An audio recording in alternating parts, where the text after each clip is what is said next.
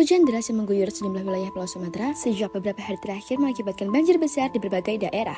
Curah hujan dengan intensitas tinggi membuat sungai-sungai meluap dan tidak mampu lagi menampung debit air. Akibatnya, ribuan rumah warga terendam, aktivitas masyarakat lumpuh, dan kerugian materi terus bertambah. Di kawasan permukiman, air banjir menggenangi rumah-rumah hingga ketinggian mencapai 1 hingga 2 meter. Perabotan rumah tangga rusak, kendaraan hanyut, dan warga hanya bisa menyelamatkan barang-barang yang penting sebelum air semakin meninggi. Suasana kepanikan terlihat saat warga berusaha keluar dari rumah dengan menggendong anak-anak dan membawa lansia ke tempat yang lebih aman.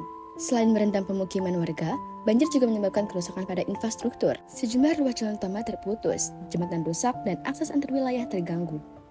Kondisi ini tidak hanya menghambat mobilitas warga, tetapi juga menyulitkan penyaluran bantuan ke daerah yang terdampak. Sektor pertanian turut terdampak. Sawah dan kebun milik warga terendam air, mengancam gagal panen.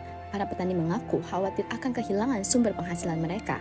Sementara, pemulihan pasca banjir diperkirakan membutuhkan waktu yang tidak singkat. BNPB menyampaikan data terbaru korban banjir bandang dan longsor di Aceh, Sumber, dan Sumut sejumlah 1.016 orang yang tewas. Kepala Pusat Data, Informasi dan Komunikasi Kebencanaan Abdul Muhari menyampaikan, per hari ini ada 10 jasad yang bisa ditemukan. Adapun jumlah korban hilang saat ini menjadi 212 orang. Kemudian pengungsi masih 624.670 orang. Dan operasi pencarian korban hilang masih berlangsung. Berdasarkan hasil pendalaman, diduga telah terjadi tindak pidana pemanenan atau pemungutan hasil hutan di dalam hutan tanpa memiliki hak atau persetujuan dari pejabat yang berwenang.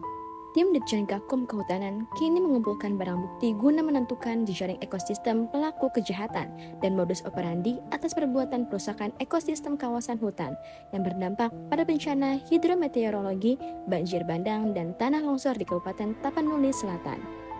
Tim Ditjen Gakum Kehutanan menemukan beberapa barang bukti yang diduga terkait dengan kegiatan ilegal pemanenan atau pemungutan hasil hutan dalam hutan, yaitu 60 lebih batang kayu bulat, 150 lebih batang kayu olahan, 1 unit alat berat ekskavator PC200, 1 unit bulldozer dalam keadaan rusak, 1 unit truk pelangsir kayu dalam keadaan rusak, 2 unit mesin belah, 1 unit mesin ketam, dan 1 unit mesin bor.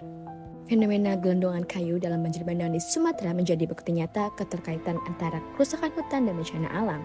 Banjir bukan semata peristiwa alam, melainkan juga akibat dari aktivitas manusia yang mengabaikan keseimbangan lingkungan.